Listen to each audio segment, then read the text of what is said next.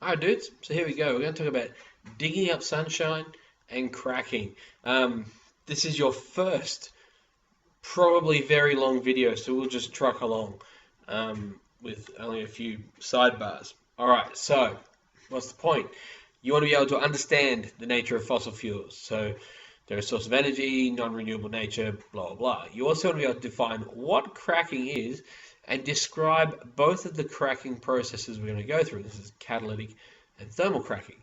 You also want to be able to explain the cracking of petroleum fractions to produce ethylene chemically. In nearly everything you do, if you're explaining how something works in chemistry, you want to be able to write a chemical equation. In actual fact, when you're doing a test, and that's not the reason for doing it, but when you're doing a test, you will almost never get full marks if you can't write down the chemical equation in a longer answer question. So a quick definition.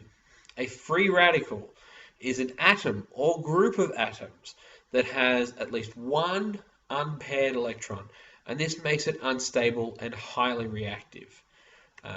Okay, so that's a free radical. You need to know that one.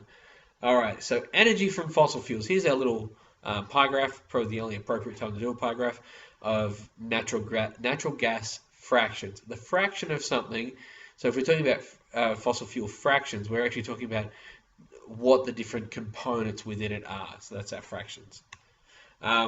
So we know that the world's major source of energy is fossil fuels. Okay, so this is petroleum and natural gas. They're the main ones. And they're considered non-renewable energy sources. And this is because we cannot renew them naturally as fast as we use them. And in fact, it's not even, well, it's not even close. It's about 6 orders of magnitude off. They are stored solar energy. And this is done through photosynthesis. So, for example, here's photosynthesis, an equation you need to know, and it goes along, blah, blah, blah. The carbon dioxide is bonded with the water to make our carbohydrates, and this is an extremely endothermic reaction, which means energy is stored. But heat and pressure through sedimentation tends to cause this to break down into, so it causes the polymers that it's stored as to break down into gases, in particularly hydrocarbons. Now they can be liquid or they can be gas hydrocarbon. Over here, if you're looking at the gas hydrocarbons, you'll notice that they're all very small.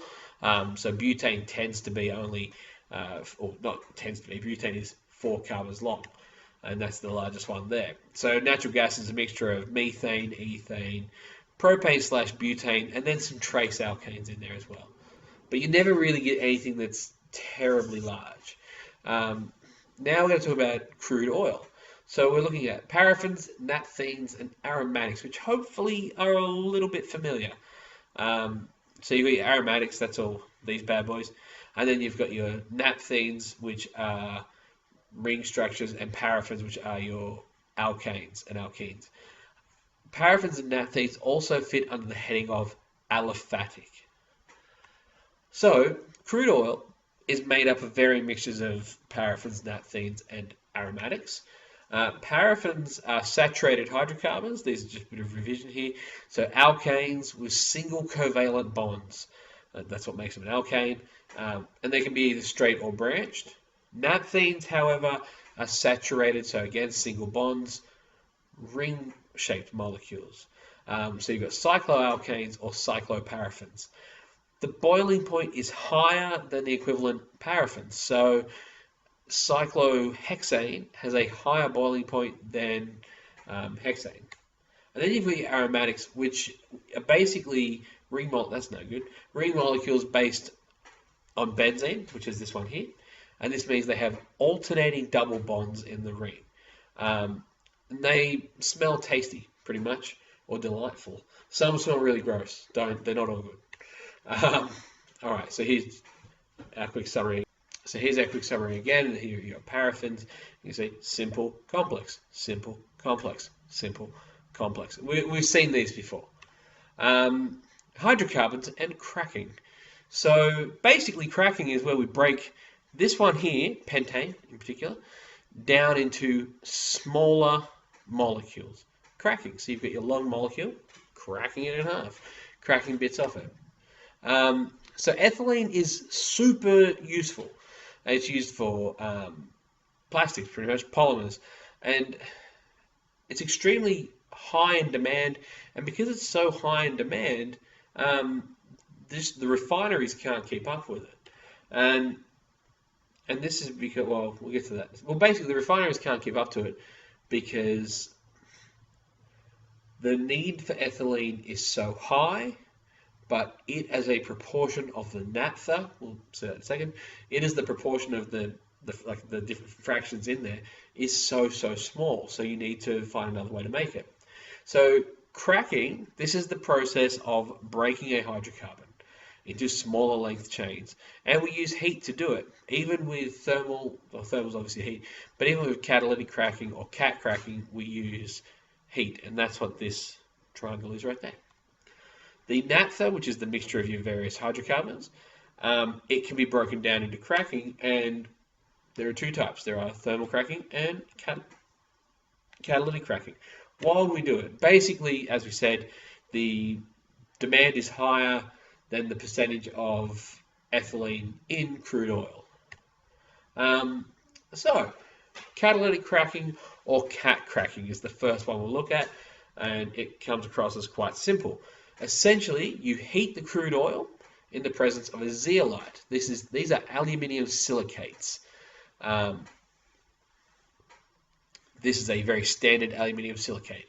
So in this process, it's carried out in a cat cracker, which is a big long metal tube where it can be heated up, and the zeolite is a catalyst, which means it doesn't change in the reaction. The catalyst stays the same, so it takes part in the reaction because it gives it somewhere to happen, but it does not change at all, which means it's the same at the beginning as it is in the end. All right, zeolites are actually really useful in chemistry. We use them a lot. We even at times will use them in schools, not for you guys, but the ladies in the lab will use zeolites. So in this process, blah blah blah, long alkane molecules, so C15 to C25, and they're broken down into just two molecules, an alkane and an alkene. And this is really important. So basically, the zeolites are aluminium silicates or aluminosilicates. That's not an Americanization, that's the correct word. So compounds of aluminium, silicon, and oxygen. And there are small amounts of metal ions mixed in there as well. And we can carry it out at 500 degrees Celsius without air at a pressure just above atmospheric pressure. That's actually really low pressure for a lot of the industrial chemical reactions. Like we're going to talk about making ammonia later on, and that's done at a ridiculous pressure. Okay, so it uses less heat than thermal cracking, but it incompletely decomposes large molecules. So this in its own is not sufficient to meet demands. It helps. It's a good way to get some, but it doesn't help. But there are advantages to using it for smaller scales. For example, lower pressure and temperature, which means it's less energy and it's safer. It's porous, so you've got a very large surface area to react, which is really good, because it's got all the holes in it, so it increases the surface area. And it's reusable, and it's non-toxic, and it has high thermal stability, which means you can heat up your zeolites and they stay fine. But now let's look at thermal cracking, and this here is your chemical reaction. Okay, you see there's 3 steps there, and you see it breaks down at certain points. So for example, we've got C10H22, all right, so that's decane. Decane is broken in half into 2 pentanes, but they are pentane radicals. Okay, this means that there is a double bond in there. Then this keeps going and it breaks further. Actually, there's no double bonds there. It breaks further, and now we have 1 free radical here plus a stable ethylene, which is able to be distilled off. And then it keeps going, and then we stop it by cooling it down, which allows these guys to bond back together to make this. Now, if that makes sense, so that's your hexane. So if that makes no sense, don't stress. It will in a second. Um, so because we need to use this because catalytic cracking alone cannot meet the demand for propylene or ethylene. So basically we are able to do some hydrocarbons, decompose them using steam or thermal cracking. Both of these words are, you need to know, but they mean the same thing. It's a non-catalytic process where they're mixed with steam and passed through metal pipes at a high temperature, around 750 to 1000 degrees Celsius. And again, it's roughly just above normal atmospheric pressure, and it involves three processes. So first, we initiate it. So this is where the alkane mixture is pumped into the steam cracker, and when it's pumped into there, the mixture is heated. Remember, we're talking about a mixture here, long alkanes. Mixture is heated, short periods of time, short bursts.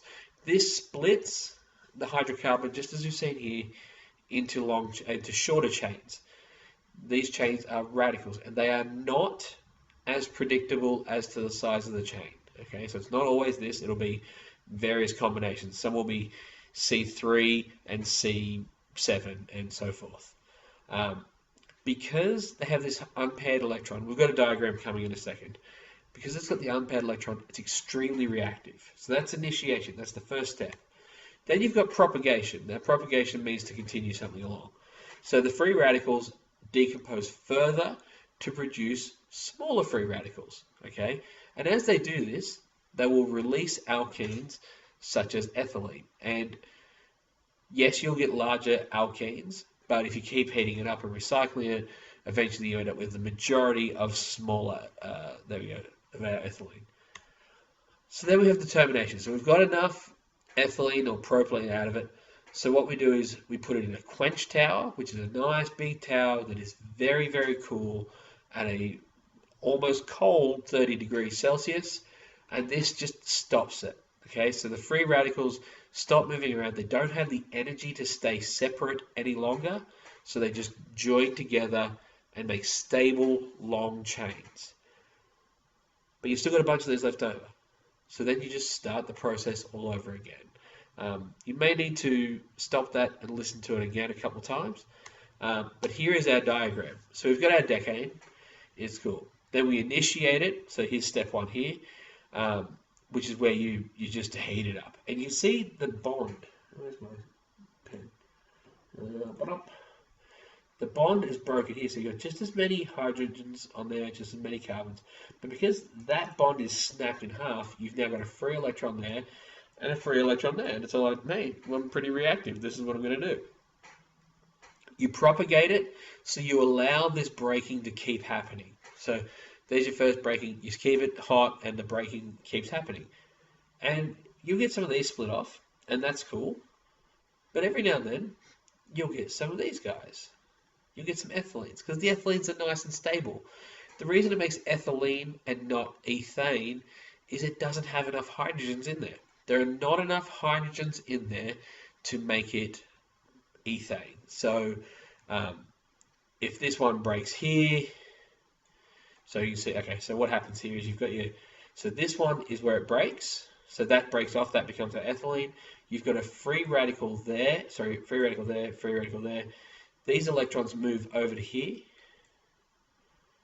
and form a second bond. And that's the step.